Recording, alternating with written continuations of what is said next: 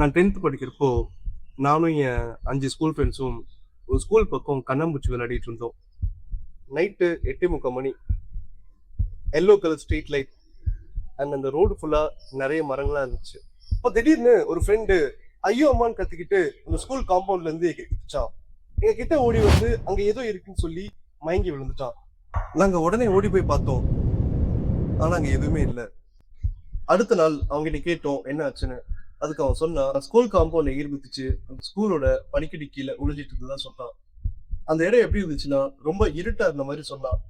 ஆனா அவனுக்கு எதிரில் ஒரு கிளாஸ் ரூம் மட்டும் நல்லா தெரிஞ்சது. அந்த கிளாஸ் ரூம் இருட்டா தான் இருந்துச்சு. ஆனா அதுல 3வது பெஞ்ச்ல ஏதோ ஒரு உருவம் இருந்ததா அவன் சொன்னான். டக்குன்னு அந்த உருவம் அவனை பார்த்து இங்க வான்னு கூப்பிட்ட மாதிரி அவன் ஃபீல் பண்ணியிருக்கான். இந்த சினாரியோல அவன் ரொம்ப பயந்து எங்களை சத்தமா கத்தி கத்தி கூப்பிட்டுருக்கான். ஆனா அவன் சொல்றான் அந்த சத்தம் எங்களுக்கு கேட்கல, அவனுக்கு மட்டும்தான் கேட்டுச்சு அப்படின்னு. அதுக்கப்புறம் அந்த உருவம் அந்த ரூமை விட்டு வெளியே போனதை அவன் பார்த்துருக்கான். அதுக்கப்புறம் இவன் எங்ககிட்ட ஓடி வந்து மயக்கம் போட்டிருக்கான். இது வரைக்கும் சொன்ன கதை உண்மை. ஆனா இது பேய் கதை இல்ல. சோ இத சீன் பை சீன் பார்க்கலாமா? அவன் அந்த ஸ்கூல் படிக்கட்டு கீழே ஒளிஞ்சிட்டு இருந்ததா சொன்னான். அந்த இடம் ரொம்ப இருட்டா இருக்குன்னு சொன்னான். இருட்டுல நம்ம கண்ணோட ரெசிபிள் பவர் ரொம்ப ரொம்ப கம்மி. இதுக்கப்புறம் நம்ம பிரெயினோட இமேஜினேஷன் பவர் ஜாஸ்தி.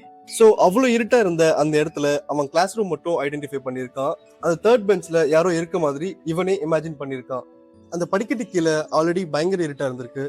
ஸோ இருட்டுல நம்ம கண்ணோட இன்புட் ரொம்ப லோவா இருக்கும். அண்ட் அவன் 3வது பெஞ்சில் பார்த்த அந்த உருவம் இவன் பிரெயின் கிரியேட் பண்ண ஒரு இல்யூஷன். ஒரு எக்ஸ்ட்ரீமான பயத்துல நம்ம மூளை நம்ம மைண்ட்ல ஓடுற தாட்ஸை சவுண்டா வெளியே கொடுக்கும். அதுதான் பேய் அவனை இங்க வான்னு கூப்பிட்ட மாதிரி அவன் காதுல விழுந்திருக்கு. நம்ம பிரெயினுக்கு எப்பவும் ஒரு எஸ்கேப் தேவைப்படும். அதுதான் அந்த பேய் அந்த ரூமை விட்டு வெளியே போன மாதிரி அவன் பார்த்துருக்கான். ரொம்ப பயந்துருக்கான். காம்பவுண்ட் கேட்டு ஜம்ப் பண்ணி வந்திருக்கான். பிபி லோவா இருந்திருக்கும். அதனால அவன் மயக்கம் போட்டுருக்கான். நாங்க எக்ஸ்பீரியன்ஸ் பண்ணது உண்மைதான். ஆனா பேய் தான் பொய்.